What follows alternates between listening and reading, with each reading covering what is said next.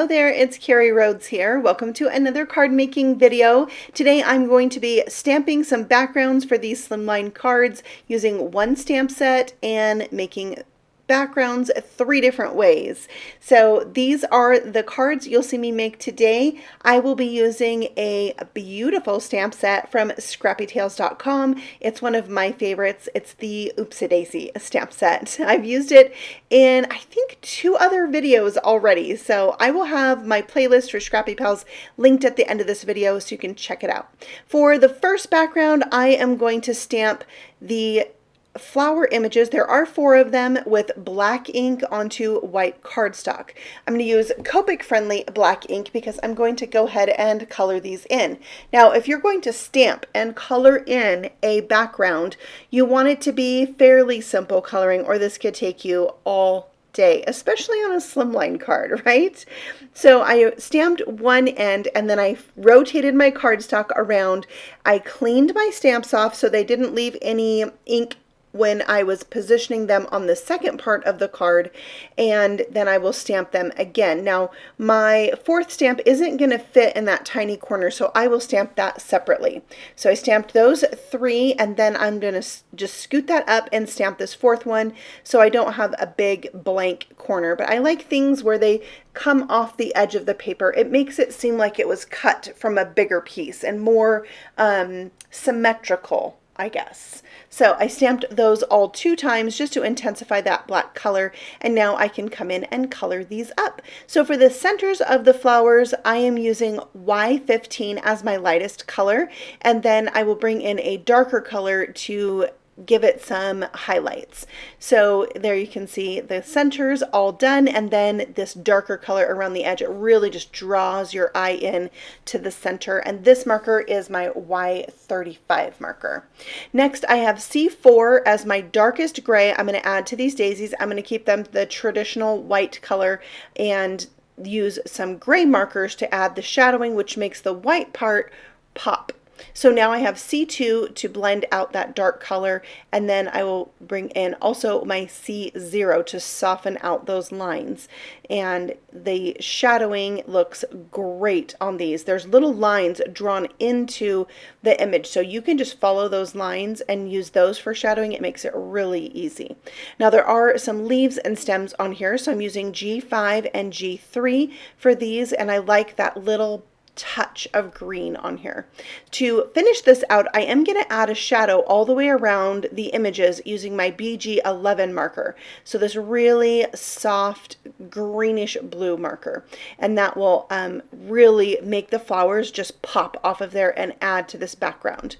And then I have it done, all colored, but I decided when I was looking at it that it needed just a little something, so I brought in my C4 and I'm going to just add some random dots here and there. I probably could have added a little bit more, but sometimes when you're done and you think, oh, I should add more, that's kind of a cue for you to just stop.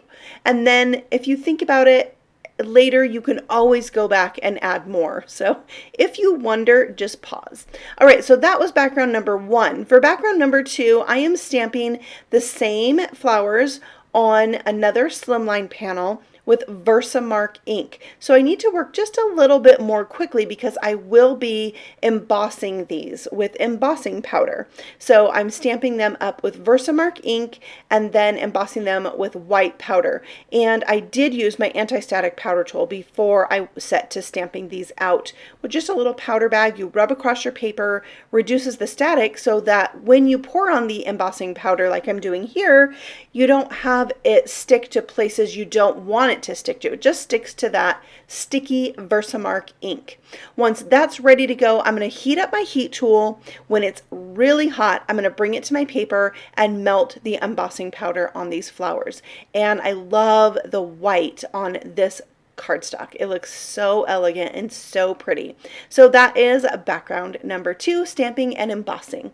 For background number 3, I did the same exact thing. I stamped a panel with Versamark ink, but I'm not embossing it. I'm going to bring in some PanPastels and go over the top of this, rubbing this yellow color over the top, and it sticks to the Versamark ink more intensely than it shows up on the cardstock itself. So it has a really cool subtle effect. So we kind of started out with a really bold background, and then we went a little more subtle with the white embossing, and now even more subtle with the PanPastels. Now you get a lot of variation in the yellow. So if you wanted this look, you could stamp yellow ink on yellow paper, but it's not going to be quite the same because you do get that varied look with the PanPastels. So this is a fixative spray with a matte finish. I like to spray over the top of my PanPastel backgrounds. And so I did that outside and brought it back in, and there's all three backgrounds. But you know, I can't have a background complete without some splatter. So I brought out my silks. I'm using Sparkle Silk on background number 1. So it's just shimmer, and I'm splattering it on, and it can be a little bit hard to see unless you're actually holding it, but the shimmer is there and it's gorgeous. For this one, I'm using Cool Pool Silk, which is actually the same color as the cardstock, which is a cardstock color. I'm not sure if it's still being carried in the Spellbinder shop. If so, I'll make sure to link it for you. For the last one, I'm using Sour Lemon. Now this one's a little bit different. It's not as shimmery as the other two. It's a lot more bold in color, so I really need to let that one dry. It's thicker. So while those dry, I'm going to stamp out the 5 fat, furry, cute bees from this Oopsy Daisy stamp set 2 times. I'm going to color them with the same exact yellow Copic markers that I used on the centers of my daisy, so they're matchy-matchy because I love matchy-matchy. So they are going to be black and yellow and a little hint of cool gray on their leaves, or their leaves. Wings, they're actually called wings, a little C2 on their wings where they meet their body, and that will just give it a little bit of depth. And there they are. There are coordinating dies for all 5 of these bees, so I'm going to go ahead and die cut those out and get them ready to go to put my cards together. And when they're die cut out, they're so super cute. I love these bees so much. So there they are, and now I'm going to start putting the cards together. So for card number 1, I have a long strip of vellum. I'm going to tear off the top and tear off the bottom to have a fun border that's going to just soften and tone down this background a little bit. I'm going to use some vellum adhesive. I'm running it down the whole entire strip, just being courageous, because if you haven't stuck vellum on a card before, it can show through. So it's a very tricky thing to stick vellum down. So I thought rather than having little squares here and there, if I had to strip all the way down, it would probably be less noticeable, and that adhesive is made for vellum. So you can't really tell it's there unless you were really inspecting it. So it worked great.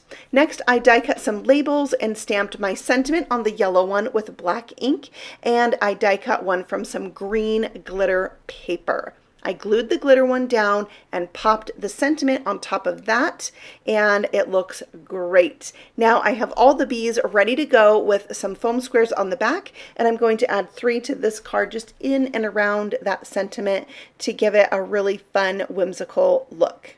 Aren't they cute? They're so darling. So there's my card. Now I just need to mount this to my card base. So my card base is 8.5 by 7, scored at 3.5, and my card front panel was 8.25 by 3.25. Now on to card number 2 and background number 2. I'm stamping out another daisy that I can color and cut out, so I have that realistic daisy look that's going to pair really well with my background. I colored it just the same as I did on background number 1. I die cut it out, and I'm bringing in a piece of vellum that's going to go through the center of this card. This will be a vertical card, and then I will trim off the excess that I don't need. Again, using that adhesive for vellum. My bestie actually got this for me at a scrapbook show, and I like it, Patty. It's working good. Then I'm going to stamp out my sentiment that says, have a beautiful day. I actually decided to cut off the little period in this sentiment and it just seemed to fit better with the fussy cutting that I did. Now I have another label from that same die set that I die cut out from yellow glitter paper. This paper is so pretty. And then I'm going to pop my sentiment on that, and I'll adhere my flower. It's going to be half on the label and half off. So I'm only going to put my foam adhesive on half of it so I can just glue it to the part that's already popped up. So just clean the little dry glue off the end of your glue if it does not want to run, and then stick it down. Just like that. And then of course we're going to finish this one off with a few bees as well. So I will pick out some cute ones for this. That one I just stuck on as my favorite. He's kind of a little chubby bee. I actually end up scooting him a little bit up on the card. You may notice in the end photographs if you're really studying them, but I like to put my embellishments, which in this case are the bees, in kind of a triangle pattern. So there is my card. I mounted this one to a white Slimline card base, and then we'll move on to the last card. I am bringing out this Slimline brick die. There's some other backgrounds I made in a previous video. I will link that one in the upper right corner right now so you can check that out. And then I ran that die through with a piece of white cardstock, and I'm just going to cut this. I want like a scraggly random piece. So I cut out the middle of it. So I thought I would have this like scraggly frame that has the bricks, and then I would also have the centerpiece. And I wasn't quite sure which of the two I wanted to use on this card. In my mind, I was kind of leaning towards using the frame piece and then saving the middle piece for something else like that. It's kind of cool. And while I'm thinking about that, I'm going to stamp out another of those flowers with some black ink and color it in, and I'm going to color it the same exact colors that I did on the background, but I thought you might like to see that again. So these ones are the easiest ones to color because they're small and they go really quick. So if you wanted, you could use this flower by itself to create a whole entire background and just stamp it repeatedly, and it would look really pretty. They're really delicate and soft. So there they are, die cut out with the coordinating die. I die cut another larger label from vellum. I'm going to stamp Happy Bee Day on a strip of white, just a scrap from my, do you have a scrap? I have it in a basket, like a tray that all my white scraps are in that I can easily grab because I use white so much. So now I'm going to put the whole thing together. I glued down the label, then I added that brick piece. I decided to go with the center of it, and I love the random feel of that. And then I added my sentiment and a little strip of that green glitter cardstock across the bottom. And then for my flower, I'm going to pop up the top half, the flowers themselves, and then I'll put some glue on the bottom half, and I'm going to kind of intertwine the stems of the flowers into that brick, almost like it's kind of like lattice, like that. Pretty quick and easy to do. Then I just need to trim off the excess on the edge, and this one is ready for bees. I'll add 3 bees to this one, and that will be the embellishment here as well. They're just, I mean, I could probably just make a card with the bees. I thought about it. But I think they're really fun. I love that there's 5 different styles.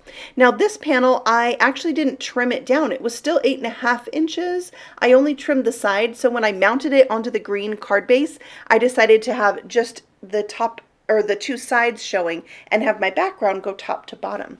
Now to finish this card off, I'm adding some glaze to each of the bees. This really makes the bees pop off the card. I did this the first time I used the stamp set and I loved it so much. So I added it to these cards as well, and it makes them stand out a little bit more from the background. And they look even better when that glaze is dried. So I just left these and came back probably an hour or so later. I'm sure it was dry before then, but I got busy with something else, and there they are. You can see the glaze dry. They're nice and shiny and raised up, and the cards, I feel, came out really good. I love making my own backgrounds.